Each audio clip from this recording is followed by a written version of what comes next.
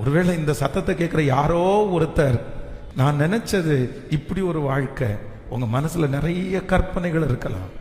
ஆனா ஆண்டவர் உங்களை வச்சிருக்கிற இடம் இந்த இடம், ஆண்டவர் உங்களை கொண்டு போன இந்த இடம் இந்த இடம். இந்த இடத்துல இருக்கிற தோல்வின்னு நீங்க நினைக்கிறீங்க, கிடையாது கிடையாது.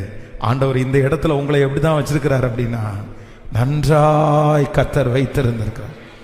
இஸ்ரவேல் ஜனங்களை 40 நாட்கள் தான் பிரயாணம், 40 days தான் பிரயாணம். ஆனா அந்த 40 நாட்கள் ஆண்டவர் கொண்டு போகாம 40 வருஷம் கர்த்தர் சுத்தி போகிறதுக்கு காரணம் என்னன்னா, யுத்தத்தை கண்டால் ஜனங்கள் மனமடிந்து போவார்கள். அப்போ அந்த வழியா போனா சீக்கிரமா போயிருக்கலாமே, அந்த வழியா போனா நாங்க உடனே கானான் போயிருக்கலாமே, ஆனா அந்த வழியா நீ போனா வெட்டுண்டு மடிவா என்று நமக்கு தெரியாது.